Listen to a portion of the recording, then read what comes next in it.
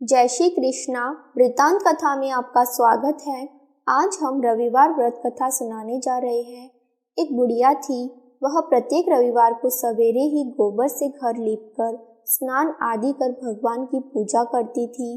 फिर भोजन तैयार कर भगवान को भोग लगाकर स्वयं भोजन करती थी। श्री हरि की कृपा से उसका घर सभी प्रकार के सुख एवं धन धान्य से पूर्ण था। किसी प्रकार का विघ्न या दुख नहीं था। सब प्रकार से घर में आनंद रहता था।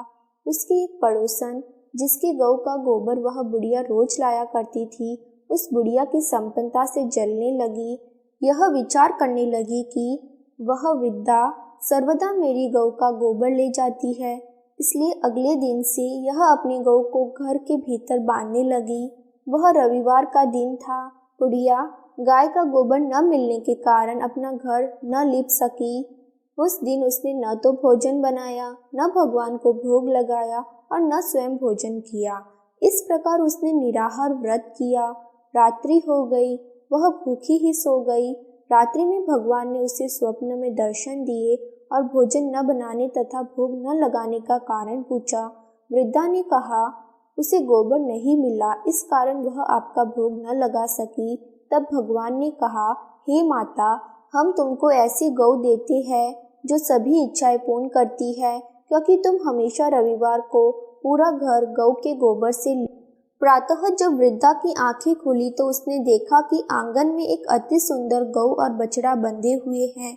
गौ और बछड़े को देखकर वह वृद्धा अत्यंत प्रसन्न हुई और उनको घर के बाहर बांध दिया।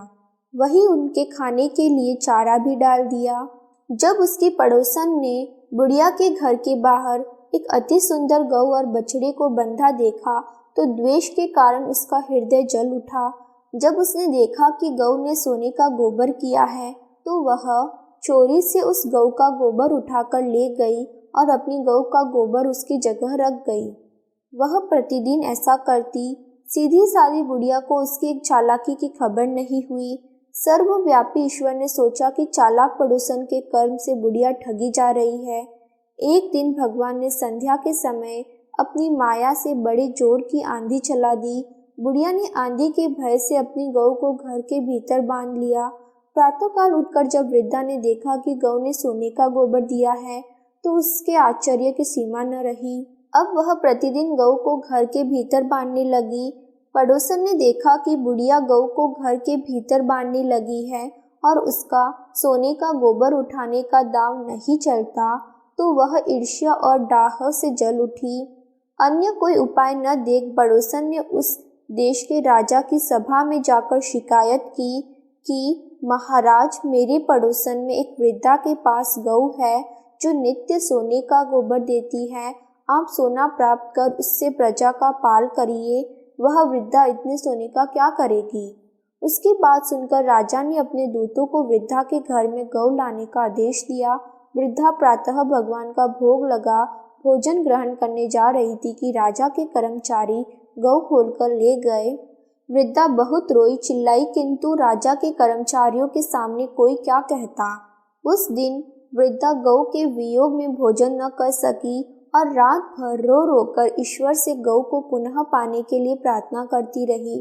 राजा गौ को देख बहुत प्रसन्न हुआ, लेकिन अगले दिन सुबह जैसे ही वह उठा, महल गोबर से भरा दिखाई देने लगा। राजा यह देखकर घबरा गया। भगवान ने रात्रि में राजा को स्वप्न में कहा, हे राजा, गाय वृद्धा को लौटाने में ही तेरा भला है। उसके रविवार के व्रत से प्रसन्न होकर मैंने यह गौ उसे दे दी है। प्रातः होते ही राजा ने वृद्धा को महल में बुलाकर बहुत से धन के साथ सम्मान सहित गाय बछड़ा उसे लौटा दिया और अपने कार्य के लिए उसने क्षमा प्रार्थना की। इसके बाद राजा ने उसके पड़ोसन को बुलाकर उचित दंड दिया। इतना करने के बाद राजा के महल से गंदगी दूर हुई। उसी दिन से राजा ने नगर निवासियों को आदेश दिया कि राज्य की समृद्धि तथा अपनी समस्त मनोकामनाओं की पूर्ति के लिए रविवार का व्रत करें। व्रत करने से नगर के लोग सुखी जीवन व्यतीत करने लगे। अब कोई बीमारी तथा प्रकृति का प्रकोप उस नगर पर नहीं होता था। सारी प्रजा सुख से रहने लगी। आशा करती हूँ आपको यह कहानी पसंद आई होगी। धन्यवाद।